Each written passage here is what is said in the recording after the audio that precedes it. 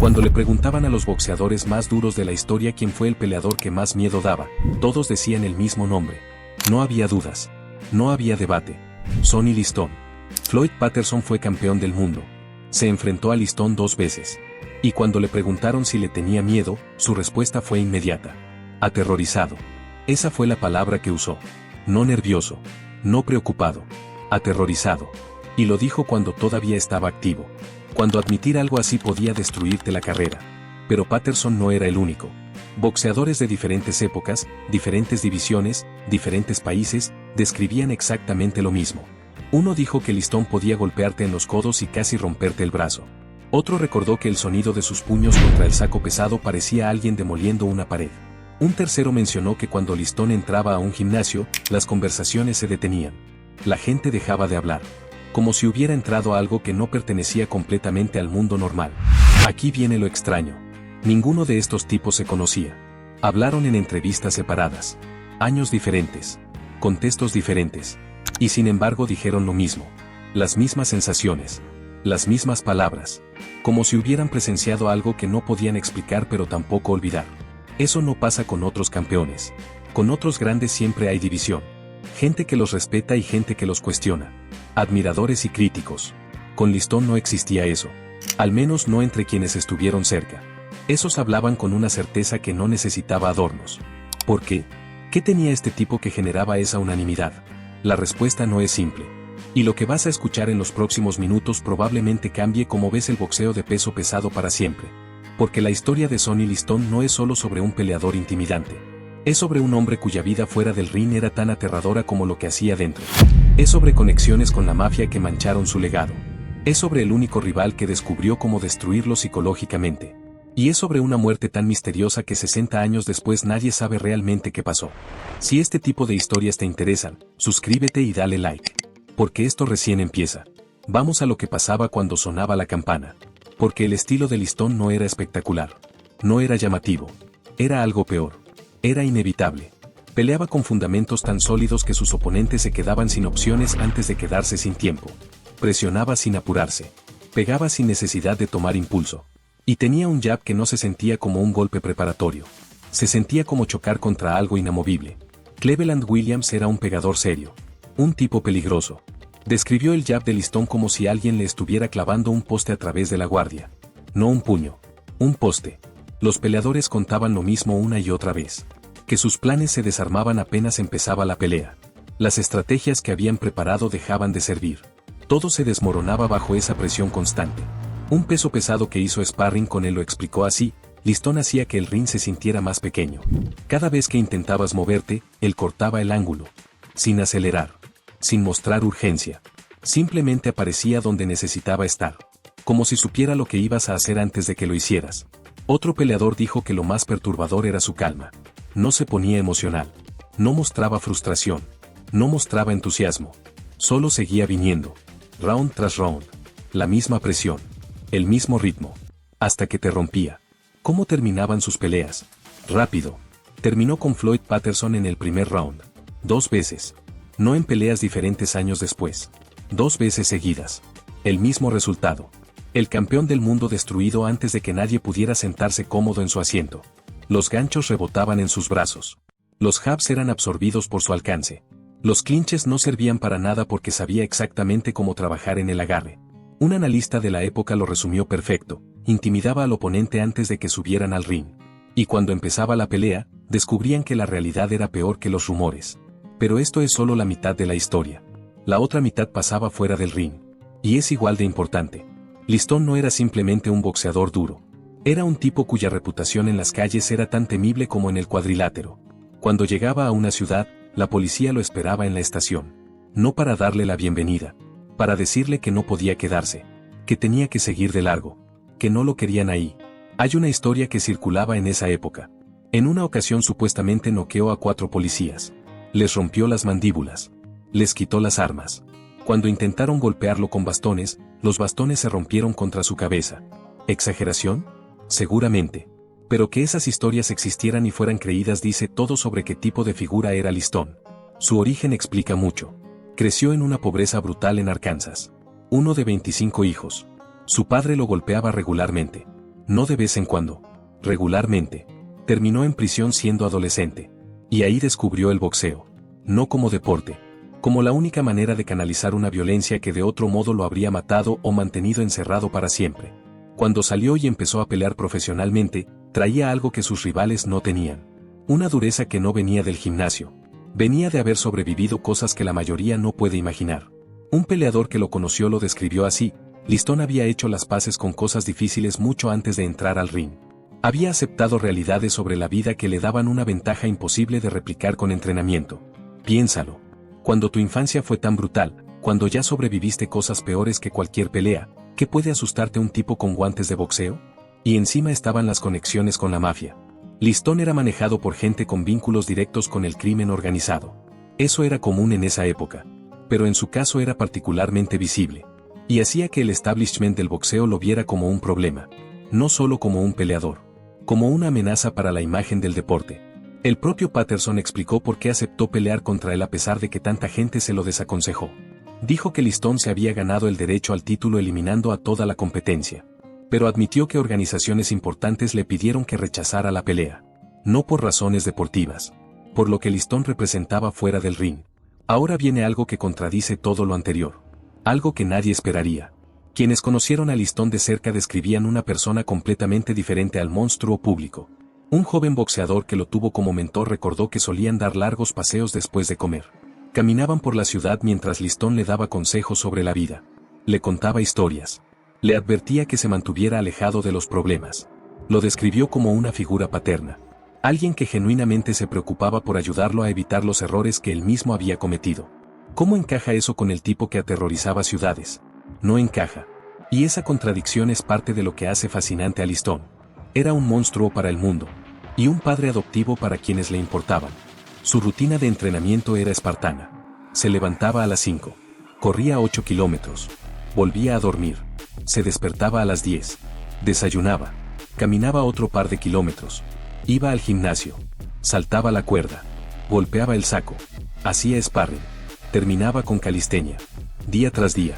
Sin excusas. Sin variaciones. Un entrenador de esa época dijo que nunca había visto a nadie entrenar con más diligencia. Su ética de trabajo era tan implacable como sus puños. Mike Tyson, que construyó parte de su propia imagen intimidante estudiando a Liston, lo describió como el Mike Tyson de los años 50 y 60. Viniendo de alguien que sabe exactamente lo que significa ser temido, eso es enorme. Y entonces llegó Cassius Clay, el joven que después se convertiría en Muhammad Ali. Y todo lo que Liston había construido empezó a desmoronarse. Clay entendió algo que nadie más había entendido. Liston era un matón. Y los matones funcionan intimidando a gente que les tiene miedo. Pero cuando alguien no muestra miedo, cuando alguien actúa como si estuviera completamente loco, el matón no sabe qué hacer. Clay construyó toda su estrategia alrededor de eso. Apareció en la casa de Liston en medio de la noche. Se paró en su jardín. Gritó hasta que Liston tuvo que salir.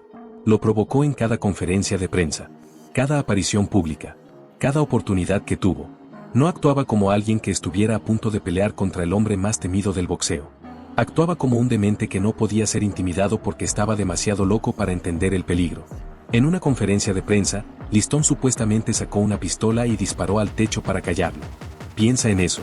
El tipo más intimidante del boxeo, que había dominado a todos con su mera presencia, tan frustrado por un joven bocón que tuvo que sacar un arma para recuperar el control de la situación.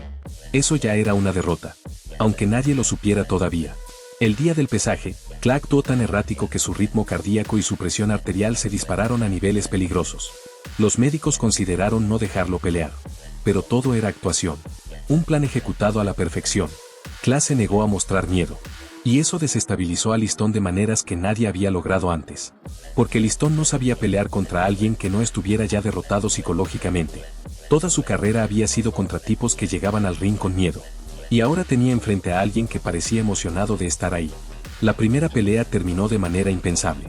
Liston abandonó en su esquina después del sexto round. Alegó una lesión en el hombro. El campeón invencible, el hombre que había destruido a todos sus rivales, renunciando. Nadie lo podía creer. Y muchos no lo creyeron. La segunda pelea fue todavía más extraña. Liston cayó en el primer round por un golpe que muchos espectadores ni siquiera vieron. El famoso puñetazo fantasma que ha generado teorías durante 60 años. Hay video del momento. Se ve el golpe. Se ve la cabeza de Liston moverse con el impacto. pero la manera en que cayó. La forma en que pareció no intentar levantarse realmente. El tiempo que pasó en el suelo cuando claramente podía haberse parado antes. Todo alimentó sospechas de pelea arreglada. Sus conexiones con la mafia. Las apuestas que había en juego. La posibilidad de que alguien con poder sobre él le hubiera ordenado perder. La escena después de la caída fue caótica. Ali gritando que se levantara. El árbitro confundido sobre el conteo. Apostadores furiosos en las primeras filas. Todo era un desastre. ¿Se dejó caer Listón? 60 años después, nadie puede probarlo. Pero la duda nunca desapareció. Y manchó su legado para siempre. La vida de Listón después de perder el título fue una espiral. Siguió peleando pero nunca recuperó su posición. Ganaba peleas menores contra rivales olvidables. El aura de invencibilidad había desaparecido. Terminó trabajando como portero en casinos controlados por la mafia. El hombre más temido del boxeo, cuidando puertas para los mismos tipos que probablemente habían controlado su carrera. Y entonces llegó su muerte. Enero de 1971. Su esposa encontró su cuerpo en su casa de Las Vegas. Llevaba varios días muerto. Solo. Abandonado. El hombre que había sido el boxeador más temido del planeta, descomponiéndose en una casa vacía porque nadie lo había echado de menos. La causa oficial fue sobredosis de heroína. Había marcas de aguja en su brazo. Caso cerrado. Pero quienes lo conocían insistían en que Listón le tenía terror a las agujas. Que era extremadamente improbable que se hubiera inyectado voluntariamente. Que alguien tuvo que haberlo hecho por él. ¿Asesinato? ¿Deuda con la mafia cobrada de la manera más definitiva? Nadie fue investigado. Nadie fue acusado. El caso se cerró rápido. Demasiado rápido para muchos. La verdad murió con Listón. Como tantas otras verdades sobre su vida. Y sin embargo, décadas después de su muerte, cuando preguntan a peleadores de nuevas generaciones quiénes fueron los más intimidantes de la historia, el nombre sigue apareciendo. Sonny Listón. No es nostalgia. No es leyenda inflada por el tiempo. Es algo que los boxeadores reconocen cuando ven sus peleas. Cuando estudian cómo se movía. Cómo presionaba. Cómo hacía que tipos duros parecieran amateurs asustados. Un veterano lo resumió de una manera que captura todo. No necesitaba ni golpear al oponente. Podía caminar en círculos alrededor de él hasta que el tipo muriera de un ataque cardíaco por el puro estrés de tenerlo cerca. Exageración obvia. Pero apunta a algo real. Listón no era solo un boxeador. Era una experiencia. Una fuerza que alteraba las reglas del juego antes de que empezara. La pregunta que queda es qué habría pasado en otra época. Sin las conexiones con la mafia. Sin encontrar a Cla justo cuando Cla había descubierto cómo neutralizar su arma más poderosa. Porque esa era su arma real. No los puños. No el jab. El miedo. Listón ganaba sus peleas antes de subir al ring porque sus oponentes llegaban ya derrotados. Y cuando finalmente enfrentó a alguien que se negó a temerle, no supo qué hacer. Todo lo que había construido dependía de que sus rivales cooperaran con su intimidación. Cla se negó a cooperar. Y el castillo se derrumbó. Eso no quita lo que Listón fue durante su reinado. No borra las palizas que dio. No elimina el terror genuino que generaba. Pero explica por qué su caída fue tan absoluta.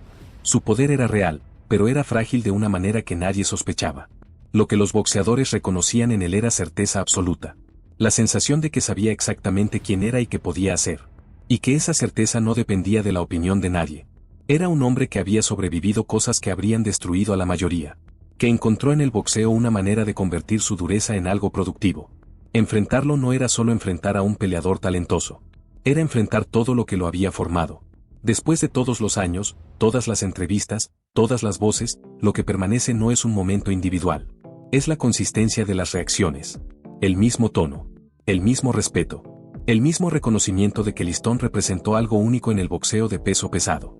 Incluso quienes creen que se dejó caer contra Ali hablan de él con deferencia. Porque lo que representaba va más allá de victorias y derrotas. Va más allá de las preguntas sin respuesta sobre sus peleas. Va más allá de su muerte misteriosa. Lo que representaba era una forma de presencia que alteraba todo. Que hacía que hombres entrenados para no mostrar miedo admitieran públicamente que estaban aterrados.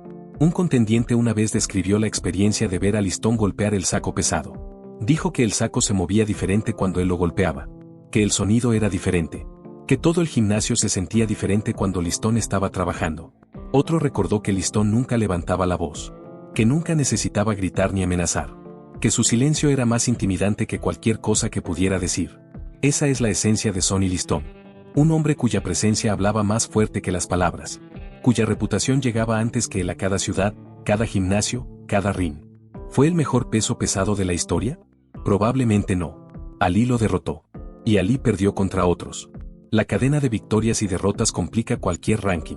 Pero cuando la pregunta no es quién fue el mejor sino quién daba más miedo, la respuesta no tiene discusión. 60 años de testimonios apuntan en la misma dirección. Hacia un hombre que cambió el paisaje emocional del boxeo sin necesidad de levantar la voz. Esta es la historia de Sonny Liston. El campeón que aterrorizaba ciudades. El peleador que hacía callar gimnasios con su presencia. Si quieres más historias como esta, donde vamos más allá de los récords para entender qué hacía únicos a los grandes peleadores, suscríbete y activa la campanita. Nos vemos en el próximo video.